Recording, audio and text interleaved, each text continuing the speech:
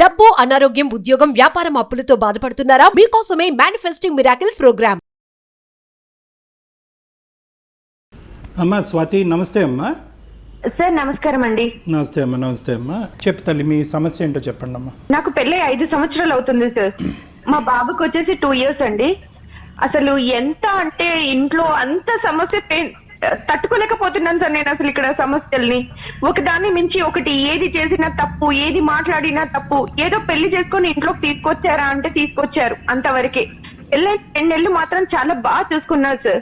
బాగా అంటే కొత్తగా వచ్చిన అమ్మాయి అని చెప్పి చూసుకున్నారు. 3వ నెల నుంచి అసలు ఇంట్లో పని మనిషి కంటే దారుణంగా అయిపోయింది సార్ నా పరిస్థితి. బయటికి వెళ్ళలేను, ఇంట్లోనే కనీసం ఒక హాల్లో కూర్చొని నేను టీవీ కూడా పెట్టుకుని చూడలేని పరిస్థితిలో ఉన్నాను సార్. నేను ఎంతసేపు వంట చేశానా, వాళ్ళకు పెట్టానా, నా రూమ్ లో నేను ఉన్నానా, మా అమ్మ నాన్న చూసుకున్నావా, నా బాబుని చూసుకున్నావా అంటాడు తప్పించి నా గురించి ఒక్క సెకండ్ కూడా ఆలోచించాడు sir.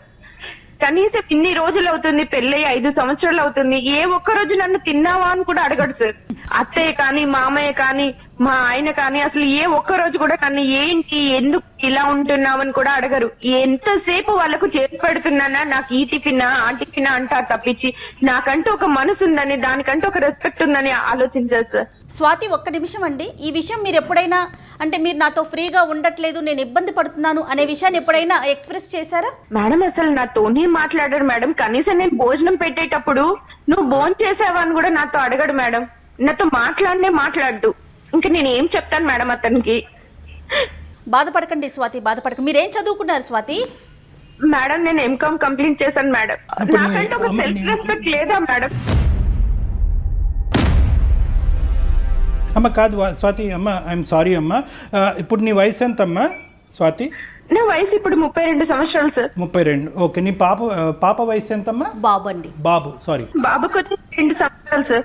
I don't want to minimize, అంటే నీ యొక్క సమస్యని మినిమైజ్ చేసేటటువంటి ఉద్దేశం నాది కాదమ్మా. కానీ నేనేమంటున్నానంటే, అంటే నీ భర్త అంత కఠినంగా వ్యవహరించడానికి నీలో ఏమన్నా ఒక లోపం ఉండుండొచ్చా? నువ్వు ఏదన్నా ఒక విధంగా కారణమై ఉండొచ్చా?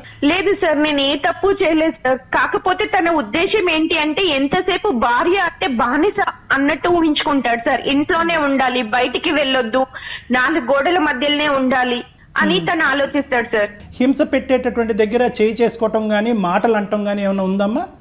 సార్ అసలు అలా కొట్టినా ఆ దెబ్బ 2 రోజులకు మానిపోతుందేమో కానీ సార్, మనసు మీద చేసే ప్రవర్తన, మనసు మాట్లాడే మాటలు తట్టుకోలేకపోతున్నాను సార్. దెబ్బ కొడితే నన్ను అది మానిపోతుందేమో అని నేను ఊరుకునేదాన్ని. అలా కూడా కాదు సార్, మౌనంగా ఉంటూ నన్ను ఏడిపించుకుంటూ ఏంటి సార్, అట్లీస్ట్ సార్ మొన్న ఒక్క 2 రోజుల క్రితము కింద అపార్ట్మెంట్ లో ఒక చీరలు అమ్మాయి ఆవిడ వస్తే చీరలు తెచ్చుకున్నాను సార్ వెళ్ళి. దాని గురించి ఎంత గొడవ చేశారంటే మా అత్తయ్య గారు, ఎలా కొంటావు, నాకు చెప్పవా, చెప్పి వెళ్ళవా, కిందే కదా అత్తయ్య, ఎందుకు కింద అయినా సరే నాకు చెప్పి వెళ్ళాలి, నువ్వు నాకు చేసి వెళ్ళాలి అని అన్నారు. అసలు ఇంకా చీర చూస్తేనే అమ్మో నాకు వద్దు చీర అని అనిపిస్తుంది, భయం వేస్తుంది సార్. అంత క్రూయల్ గా బిహేవ్ చేస్తున్నారు. ఓకే. ఈ 5 సంవత్సరాల్లో ఈ ప్రయాణం చేయడానికి కేవలం ఒక బాబు ఉన్నాడు, పెద్దలు పెళ్లి చేశారు అనేటటువంటి ఏకైక ఉద్దేశంతో ప్రయాణమా, లేదంటే ఏదన్నా ఒక మంచి గుణం నీ భర్తలో కానీ, ఆ కుటుంబంలో కానీ నీకు కనిపించిందా? 24 hours కమర్షియల్ మైండే సార్. మంచి కనిపించలేదమ్మా నీకు స్వాతి? ఏ ఒక్క రోజు అసలు చిన్న జాలి కూడా కనిపించలేదు సార్ నాకు. డాక్టర్ గారి నుంచి ఎలాంటి సలహాని, సూచనని మీరు ఎక్స్పెక్ట్ చేస్తున్నారు స్వాతి? మేడం నేను ఇలా ఫేస్ చేస్తూ ఉన్నాను. నన్ను ఎలా అంటే కనీసం ఒక బయటికి వెళ్ళనివ్వకుండా ఇంట్లోనే అరెస్ట్ చేసి ఇంత ఇదిగా టార్చర్ పెడుతూ ఉన్నా కూడా నేను ఒక్క రోజు ఎదురు తిరిగి ఒక మాట అనలేదు మేడం. ఓకే. మా తల్లిదండ్రులకు కూడా నేను ప్రాబ్లం ఫేస్ చేస్తున్నానని వాళ్ళకు కూడా చెప్పలేదు. ఇలా ఉండగా సడన్ గా ఒక రోజు మా హస్బెండ్ మేము అందరం కలిసి మా ఆడపడుచు వాళ్ళ కూతురు పెళ్లికి వెళ్తున్నాం మేడం ట్రైన్ లో. ఓకే. నేను కాలేజ్ చదువు రోజుల్లో మేడం డిగ్రీలో నాకు చాలా ప్రపోజల్స్ వచ్చాయి, బట్ నేను ఏ ఒక్కటి తీసుకోలేదు. నాకు ఎంతసేపు నా చదువు నాకు ఇంపార్టెంట్ అనే అనుకున్నాను. అదే టైంలో ఒక అతను నన్ను ప్రపోజ్ చేశాడు, నేను దాన్ని రిజెక్ట్ చేసేసాను. కానీ రిజెక్ట్ చేసిన అబ్బాయి ఎలా అంటే నన్ను ఇబ్బంది పెట్టకుండా దూరం నుంచి చూస్తూ జాలిగా నాకు అసలు ఇంకా నేను వద్దన్నా కూడా వినిపించుకోకుండా నా నీడలాగా ఫాలో అవుతుండేవాడు మేడం.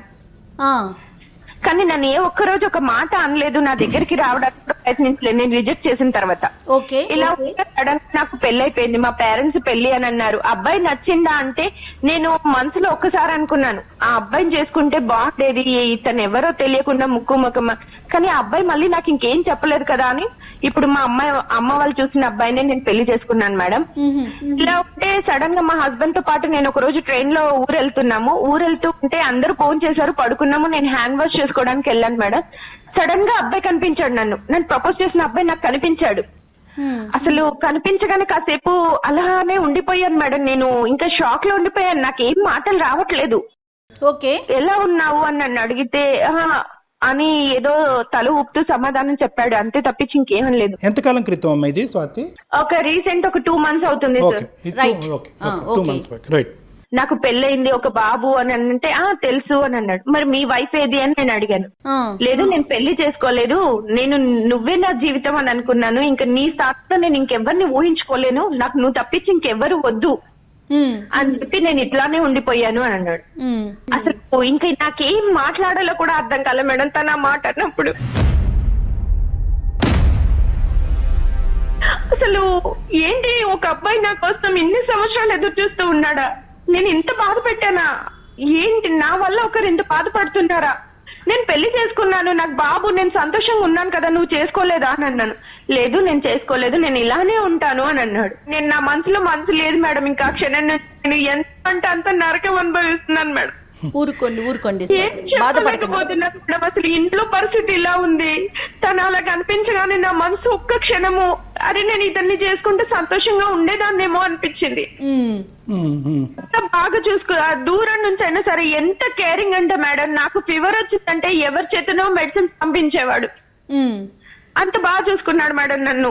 మీకు మీ మీద అంత కేర్ చూపించారు కదా, అలాంటప్పుడు మీకు ఇంట్లో చెప్దాము ఇతనితో నా జీవితం బాగుంటుందేమో అని అనిపించలేదా ఆ రోజుల్లో?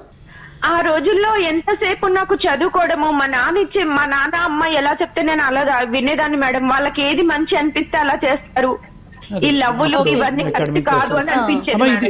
ఈ 2 నెలలు బట్టి నీ మనసులో అతను మళ్ళీ మెదులుతున్నాడు అనేటటువంటి అంశం నీ భర్తకి ఏ కోసానన్నా అర్థమైందమ్మా? తెలిసిందా అతనికి ఏమన్నా? నీకు పాస్ట్ లవరు లేదు, తెలీదు, అసలు నన్ను ఏంటి అని కూడా పట్టించుకోడు సార్ తను అసలు.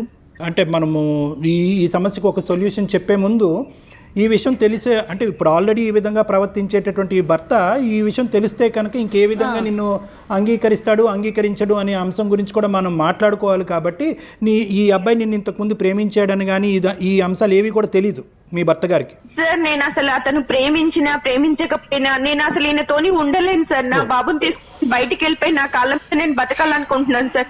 ఇలాంటి జీవితం నాకు వద్దు సార్. ఉన్నదే ఒక్క జీవితం, ఆ జీవితం కూడా సంతోషం లేకుండా 5 సంవత్సరాల టైం నేను వృధా చేస్తున్నాను. ఇంకా ఎందుకు సార్ నాకు ఇలాంటి హస్బెండ్ అవసరమా సార్? స్వాతి, అతను కనిపించకపోయినా మీ ఆలోచన ఇదే విధంగా ఉండేదంటారా? Yes madam, yes. నేను ఇంకా అదే డిసిషన్ కి వచ్చేసాను మేడం. నేను తింటూ ఉండలేను, నా బాబు తీసుకొని నేను బయటికి వెళ్ళిపోయి నేను ఏదో జాబ్ చేసుకుంటే నా అబ్బాయి కోసమే నేను బతుకుతాను మేడం. ఇంకా తను వద్దు, నా వల్ల అవ్వట్లేదు మేడం ఇంకా భరించడం. మీ ఎక్స్ లవర్ అతని పేరేంటమ్మా? అబ్బాయి పేరు Anand sir. Anand. Okay, clear కట్గా జయ మేడంకి ఇప్పుడు ఒక మాట చెప్పావు, ఇతను పరిచయం అవ్వకపోయినా కూడా నేను ఈ మ్యారేజ్లోంచి బయటకు వచ్చేసి నా కాళ్ళ మీద నా కొడుకుతో పాటు ఉండేదాన్ని అనేటటువంటి మాట మీరు చెప్తున్నారు కదమ్మా? అది ఎప్పుడు జరుగుండేది? ఇప్పుడు ఇమీడియట్గా జరుగుండేదా? ఒక 5 సంవత్సరాల తర్వాత జరుగుండేదా? ఒక 10 సంవత్సరాల తర్వాత జరుగుండేదా? ఆల్రెడీ ఈ ఆలోచన నువ్వు ట్రైన్ ఎక్కక ముందే వచ్చిందా, లేదంటే ట్రైన్ ఎక్కి దిగిన తర్వాత వచ్చిందా? సార్ నాకు ట్రైన్ ఎక్క ముందు నుంచి నేను ఇంకా వద్దు, నాకు తింటోని జీవితం వద్దు, నా వల్ల అవ్వట్లేదు, నేను ఏదో ఒకటి డిసైడ్ చేసుకొని నా బాబుని నేను తీసుకొని వెళ్ళిపోవాలి అని ఫిక్స్ అయిపోయాను సార్. రైట్ అమ్మా. ఇప్పుడు ఏంటి తల్లి, ఇప్పుడు నువ్వేం కోరుకుంటున్నావు? అంటే నీ మనసులో మెదులుతున్న ప్రశ్నలు ఏంటి? నేను తనతో ఉండాలి అనుకుంటున్నాను, అది కరెక్టా కాదా, ఏం చెయ్యాలి, నాకు అసలు నా సమస్య ఏంటి, నేను ఏమైపోతున్నానని కూడా నాకు అర్థం అవ్వట్లేదు సార్. ఏదో ఒక సొల్యూషన్ మీకు చెప్పండి, నేను చేసేది కరెక్టా కాదా, నాకు ఎలా ఉండాలి, ఏంటి, బయట ప్రపంచం ఇలా ఉంది. అంటే ఇక్కడ 3 ఇష్యూస్ నాకు క్లియర్ కట్గా కనిపిస్తున్నాయమ్మా. ఒకటి, ఇక్కడ నీ భర్త పెట్టేటటువంటి కష్టం వల్ల బయటపడుతున్నారా, ఆనంద్ కనిపించినటువంటి జ్ఞాపకాల వల్ల బయటపడుతున్నారా, లేదంటే ఆనంద్ ఇప్పుడు వరకు పెళ్లి చేసుకోకుండా మీ గురించే వేచి ఉన్నందుకు ఆ ప్రేమను మళ్ళీ గుర్తుపడి అది జాలి కలగటం వల్ల మళ్ళీ అతనికి రీకనెక్ట్ అవుతున్నారు? ఈ 3 అంశాలమ్మా. This is the first aspect that we have to clear. ఎందుకంటే ఈ ఇష్యూలో మీరు ఇరుక్కుపోవటం వల్ల ఒక విధమైనటువంటి ఒక మానసిక ఒత్తిడిలోకి లోన్ అవటం వల్ల అనుభవిస్తున్నాను సార్. అవునమ్మా, ఖచ్చితంగా ఖచ్చితంగా తెలుస్తా ఉంది. ఆ క్షోభ నువ్వు అనుభవిస్తున్నావు అని కానీ చెప్పి. డాక్టర్ గారు ఇక్కడ ఇంకొక విషయం కదా కళ్యాణ్ గారు, ఇప్పుడు అమ్మాయిని చూసినప్పుడు స్వాతి ఆనంద్ వాళ్ళ పరిచయం పెళ్లి కాకముందు ఇద్దరు సింగిల్ గా ఉన్నారు. కానీ ఇప్పుడు స్వాతి పరిస్థితి అది కాదు, తన చేతిలో ఒక బాబు ఉన్నాడు కదా. షూర్ మ్యామ్, నేను ఆ విషయంలో కాన్ఫిడెన్స్ ఇస్తాను మేడం. ఎందుకంటే నేను చూసినప్పటి నుంచి ఎన్నో కష్టపు ఎన్నో అనాథ మంది పిల్లలకి చాలా మంది చాలా బాగా చూసుకునేవాడు మేడం. అలాంటిది నా బాబుని చూసుకోడా అన్న నమ్మకం నాలో ఉంది. జయ గారు చెప్పినట్టుగా నీ మీద ఉండేటటువంటి ప్రేమ నీ కొడుకు మీద చూపెట్టగలడా? ఈ ప్రశ్నకి తప్పకుండా వినండి స్వాతి, ఒక్కసారి వినండి. నీకు రానున్న రోజుల్లో వచ్చేటటువంటి ప్రశ్నలు, ఒకటి, నిజంగా అప్పుడు ఉండేటటువంటి ప్రేమ ఇప్పుడు కూడా ఆనందులో అదే పదిలంగా ఉందా అనేటటువంటిది ఒకటి. నెంబర్ 1, పెళ్లి కానటువంటి స్వాతిని పెళ్ళి అయిన తర్వాత ఒక కొడుకుతో వచ్చినటువంటి స్వాతిని ఒకే విధంగా ఆనంద్ చూడగలదా అనేటటువంటిది రెండో ప్రశ్న. మూడో ప్రశ్న, నీ కన్న కొడుకుని ఇప్పటికీ నేను అడగలేదు, నీ భర్త నీ కన్న కొడుకుని ఎలా చూసుకుంటాడమ్మా అనేటటువంటి ప్రశ్న నేను అడగలేదు. ఎందుకంటే కేవలం ఇంతకు ముందు it is a decision that you have to take, but now you have to take a decision on behalf of your self. నీ గురించి, నీ కొడుకు గురించి, ఇద్దరు గురించి డెసిషన్ తీసుకోవాలి. రేపొద్దు నీ కొడుకు పెద్ద అయిన తర్వాత అమ్మా అది నాన్న ఇతను ఎవరు అని అడిగితే కనుక ఏమని సమాధానం చెప్తా? ఇప్పటి వరకు మీ భర్తతో పోరాడుతున్నటువంటి వ్యక్తి ఎవరైతే కనుక ఒంటి చేత్తో పోరాడుతున్నటువంటి వ్యక్తి ఎవరైనా ఉన్నారంటే అది స్వాతి ఒక్కతే. ఎవరు సలహా తీసుకోలేదు, ఎవరు సూచన తీసుకోలేదు, నీ భర్తని ఎక్కడికైనా తీసుకెళ్లి కౌన్సిలింగ్ చేయించాలనేటటువంటి ఆలోచన మీకు రాలేదు. పెద్దల సమక్షంలో కూర్చోపెట్టి స్వాతి ఇది అనుభవిస్తుంది అయ్యా, కొద్దిగా ఒక విధంగా ఈ విధంగా బాధపడుతుంది, నువ్వు బిజినెస్లో మునిగి తేలుతున్నావు, ఆ అమ్మాయిని రిస్ట్రిక్ట్ చేస్తున్నావు, హింస పెడుతున్నావు, ఆ అమ్మాయికి ఒక ఫ్రీడమ్ కావాలి, ఒక స్వేచ్ఛ కావాలి అనేటటువంటి మాట ఎవరితోనూ చెప్పించలేదు. నువ్వెంత చెప్పావో మాకు తెలీదు, ఎవరి ద్వారా చెప్పించావు. సో నేనేంటంటే ఈరోజు అమ్మ అంత ప్రేమించేటటువంటి వ్యక్తి దగ్గరికి వెళ్ళిపోవమ్మా అని చెప్పడం నాకు చాలా ఈజీ. కానీ రానున్న జీవితంలో ఎదురయ్యేటటువంటి ప్రశ్నకు నువ్వు బదులు చెప్పుకుంటూ ఉండగలవా? ఆ మనోధైర్యం, ఆ గుండె ధైర్యం నీలో ఉందా? రేపొద్దున సమాజం అడిగేటటువంటి ప్రశ్నలు, నీ తోబుట్టువులు ఎవరైతే పెళ్లి కాని వాళ్ళు ఉన్నారో వాళ్ళు అడిగేటటువంటి ప్రశ్నలు, మీ తల్లిదండ్రులు అడిగేటటువంటి ప్రశ్నలకి సమాధానం చెప్పగలవా? ఒకప్పుడు ఆనంద్ ఇదివరకట్లా ఉండకపోతే కనుక ఆనంద్ను వదిలేసి ఎక్కడికి వెళ్తావు? సో ఇవన్నీ కూడా ఉండేటటువంటి సమస్యల మధ్య మై ఒపీనియన్, ఫస్ట్ ఆనంద్ కాదు 10 సంవత్సరాలు వెయిట్ చేసిన, ఆనంద్ 20 సంవత్సరాలు వెయిట్ చేసిన, ఆనంద్ దీనికంటే 10 రెట్లు ఎక్కువ ప్రేమించినా కూడా పెళ్ళి అయిన తర్వాత ఒక ఆడపిల్లకి కానీ ఒక మగాడి యొక్క జీవితంలో సమస్యకి పరిష్కారం భిన్నంగా ఉంటుంది. ఒకప్పుడు పెళ్లి కాలేదనుకోండి, ఇందాక జయ గారు చెప్పినట్టు సింపుల్ స్ట్రైట్ ఫార్వర్డ్ వెళ్ళి పెళ్లి చేసుకోండి, పెద్దలు డివోర్స్ ఇచ్చేస్తారు, అటు వెళ్ళి పెళ్లి చేసుకునే అవకాశం ఉంటుంది. కానీ ఇక్కడ ఒక్క నిమిషం తల్లి, ఒక్కటి option A, if you are asking me, ఈరోజు కఠినంగా అనిపించవచ్చు, క్లిష్టంగా అనిపించవచ్చు, బాధగా అనిపించవచ్చు. My solution for your problem is try to rectify your husband. నీ భర్తని మార్చుకునేటటువంటి ప్రయత్నంలో సాయశక్తులా ప్రయత్నించేద్దాం. మీ తల్లిదండ్రులు సపోర్ట్ తీసుకుందాం, కావాలంటే నాలాంటి డాక్టర్ల యొక్క సపోర్ట్ తీసుకుందాం. అప్పటికీ మార్పు రాలేదనుకోండి, అతనిలో మార్పు రాలేదనుకోండి, 5 సంవత్సరాలు వెయిట్ చేసిన ఆనందం ఇంకో 10 సంవత్సరాలు వెయిట్ చేస్తాడమ్మా, నీ గురించి వెయిట్ చేస్తాడు. నీ భర్తను మార్చుకునేంత వరకు అతను వెయిట్ చేయలేడా? లేదు, మార్పు రాలేదు, కఠినంగా వ్యవహరిస్తున్నాడు అంటే కనుక నీ ఇష్టం. అప్పుడు డైవర్స్ తీసుకుని వెళ్తావు, ఏం చేసి వెళ్తావు అన్నది నీ ఇష్టం. సార్ నేను ఒక మాట మాట్లాడొచ్చా సార్? చెప్పండి స్వాతి. సార్ తను ఎంత కమర్షియల్ అంటే సార్, అంత కమర్షియల్ మైండ్. నా బాబుకి ఒక్క రోజు సడన్ గా ఫీవర్ వచ్చింది, నైట్ ఎవ్వరు లేదు సార్ నాకు తోడు. నా బాబుని పట్టుకొని నేను హాస్పిటల్ కి పరిగెత్తాను, ఆ క్షణం కూడా నాతో తోడు రాలేదు. ఈ రోజు వరకు నా బాబుకి ఏది కావాలన్నా కూడా నేనే చేసుకునేదాన్ని. నన్ను ఒక్క రోజు కూడా పట్టించుకోలేదు, నా బాబుని పట్టించుకోలేదు. ఓకే, ఇప్పుడు తనని కూర్చోపెట్టి మాట్లాడటానికి కూడా ఏం మాట్లాడతాను సార్, అసలు వినే పరిస్థితిలోనే లేడు. తనకి ఎంతసేపు కమర్షియల్ మనీ మనీ మనీ అంత తప్పించి ఇంకో ప్రేమ అనేది తనలో లేదు. మా పేరెంట్స్ కి చెప్పమంటారు సార్, మా పేరెంట్స్ కి ఉన్న పరిస్థితుల్లో ఆల్రెడీ నాకు ఇంకో చెల్లి ఉంది, ఆ చెల్లికి పెళ్లి సంబంధాలు వస్తున్నాయి. నేను ఇలా చేశాను, నా పెద్ద బిడ్డను తీసుకెళ్లి నా ఇంట్లో పెట్టుకుంటాను అంటే బాగుంటుందా సార్? అసలు వాళ్ళు తట్టుకోలేరు సార్ ఈ సమస్య చెప్తే. ఇంత ఫేస్ చేస్తున్నప్పుడు నేను తన దగ్గర బతకడం అవసరమా సార్? నేను ఇంకా తనకి కౌన్సిలింగ్ ఇప్పించినా తను మాట్లాడన్న నమ్మకం నాలో లేదు సార్. స్వాతిని సరిగ్గా చూసుకోవట్లేదు, తన బిడ్డను కూడా తను అతనేమి కేరింగ్ గా చూసుకోవట్లేదు అని అర్థమవుతుంది డాక్టర్ గారు. నువ్వు వెళ్ళి ఒంటరిగా ఉండాలి అని అనుకుంటే కనుక దట్స్ ఎ డిఫరెంట్ స్టోరీ. కానీ విడిపోయి ఇక్కడి నుంచి వెళ్ళిపోయి ప్రేమించినటువంటి వ్యక్తి దగ్గరికి వెళ్తే కనుక సమాజం, నీ కుటుంబం అందరూ ఏమనుకుంటారంటే కనుక నీ భర్త పెట్టినటువంటి హింస, నువ్వు పడినటువంటి బాధలు అన్నీ పక్కన పెట్టేసి ఈ అమ్మాయికి అప్పుడు ఉండేటటువంటి మోజు ఇప్పటికీ పోలేదు కాబట్టి మళ్ళీ పాత ప్రేమికుడి దగ్గర కొడుకును పట్టుకుని వెళ్ళిపోయింది అని సమాజం వేసేటటువంటి నిందని బహుశా నువ్వు భరించడం చాలా కష్టం. అది కూడా నువ్వు జాగ్రత్తగా సమాజం గురించి ఆలోచిస్తే నేను బతకలేను సార్. ఇలాంటి బతకడం అవసరమా అనిపిస్తుంది సార్. ఇంకా తనకి డైవర్స్ ఇచ్చి నేను ఇంకా తన దగ్గర ఉండలేను. నా బాబుని తీసుకుని నేను ఇక్కడ దూరంగా వెళ్ళిపోయి బతకాలనుకుంటున్నాను sir.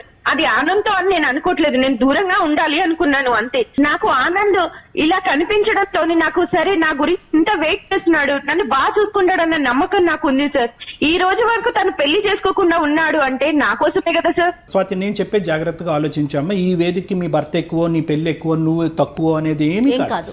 We are neutral to everything. కానీ నేనేమంటున్నానంటే ఒక సైంటిఫిక్ సొల్యూషన్ కన్సిడర్ చేద్దాం. సమాజంలో ఉండేటటువంటి కొన్ని విలువల్ని కాసేపు ఆలోచిద్దాం. నీకు 32 years, నువ్వు ఇంకా చిన్నదానివి, బోల్డ్ అంత భవిష్యత్తు ఉంది, నీ కొడుకు భవిష్యత్తు కూడా నీ చేతుల్లో ఉంది. కాబట్టి నేనేమంటున్నానంటే ఖచ్చితంగా ఇదే నా నిర్ణయం, నేను బయటకు వెళ్ళి విడిపోయి ఉంటాను అంటే కనుక నేనేమంటానంటే ఆ నిర్ణయం మీద ఉండు, మేము కాదనట్లేదు. కానీ ఇప్పుడు కాదు, ఇప్పుడు వరకు వెయిట్ చేసినటువంటి నీ ఇష్యూని ఫస్ట్ టైం ఒక వేదిక మీద తీసుకొచ్చావు, ఒక కుటుంబం ఎదురుగుంటే తీసుకొచ్చావు, నీ తల్లిదండ్రులకి ఎదురుగుంటే చెప్పచ్చు. ఖచ్చితంగా చెప్పాలమ్మా, ఎన్ని సమస్యలు ఉన్నా కూడా తల్లిదండ్రులు తీర్చలేనటువంటి బాధ అంటూ ఏది లేదు. కాబట్టి ఖచ్చితంగా నీ తల్లిదండ్రులకి చెప్పాలి. ఇతని నుంచి నీకు వచ్చేటటువంటి హింస, బాధ ఏంటి అన్నది చెప్పుకోవాలి. దానికి సంబంధించినటువంటి పరిష్కారం నీ తలకి తట్టకపోతే కనుక వాళ్ళ తలకి తట్టేటటువంటి అవకాశం ఉంది. కాబట్టి అప్పటికీ కావాలంటే మా లాంటి వ్యక్తులు ముందుకొచ్చి కౌన్సిలింగ్ చేయడానికి మేము రెడీగా ఉన్నాం. ఇవన్నీ పరిష్కారాలు వెతికిన తర్వాత అప్పటికీ అవ్వకపోతే కనుక your door is still open, నీ తలుపు ఇంకా తెరిచే ఉంది. నువ్వు కావాలంటే డివోర్స్ తీసుకుని నీ కొడుకుతో పాటు వెళ్ళిపో, తర్వాత ఆనందం చేసుకుంటావో XYZ నువ్వు చేసుకుంటావు అనేది దట్స్ ఎ డిఫరెంట్ స్టోరీ. మీ కాళ్ళ మీద మీకు నిలబడే ధైర్యం కనుక ఉంటే, ఇప్పుడు డాక్టర్ గారు చెప్పిన పాయింట్స్ అన్ని ఒక్కసారి ఆలోచించుకోండి స్వాతి. డెఫినెట్గా నేను అన్నట్లుగా మీ కాళ్ళ మీద మీరు నిలబడగలరు. ఆ ధైర్యం కనుక మీకు ఉంటే నిర్ణయం తీసుకోవచ్చు. అంతే కదండి కళ్యాణ్ గారు? అంతే madam. Yes sir, yes madam. నా కాళ్ళ మీద నేను బతకాలనుకుంటున్నాను. నాకు తనతో జీవితం వద్దు మేడం. గుడ్ లక్ అమ్మా. వి ఆల్వేస్ ఎంకరేజ్ అమ్మా. ప్రతి ఆడపిల్ల తన కాళ్ళ మీద తను నిలబడాలి, తన జీవితం, తన భవిష్యత్తు, ఆర్థికంగా ఒక వ్యక్తి, ఒక ఇండివిజువాలిటీ తనకు ఉండాలి అనేటటువంటిదే మా ఉద్దేశం కూడా అమ్మా. కానీ but it should not be at the cost of bigger problems. ఒక పెద్ద ప్రాబ్లంను కొని తెచ్చుకుంటూ నీ కాళ్ళ మీద నిలబట్టడం అనేది కాదు, రెండూ జరగాలి. కాబట్టి జాగ్రత్తగా ఆలోచించుకోమని. నీకు అవసరం ఉంటే కనుక మేము ఎప్పుడు రెడీగానే ఉన్నాం నీకు హెల్ప్ చేయడానికి. జీవితం చాలా అందమైంది స్వాతి, ఆ విషయాన్ని దృష్టిలో పెట్టుకోండి. అందమైన జీవితం వైపు అడుగులు వేయండి. Thank you so much ma'am. Thank you అమ్మా. గుడ్ లక్ అమ్మా. All the best.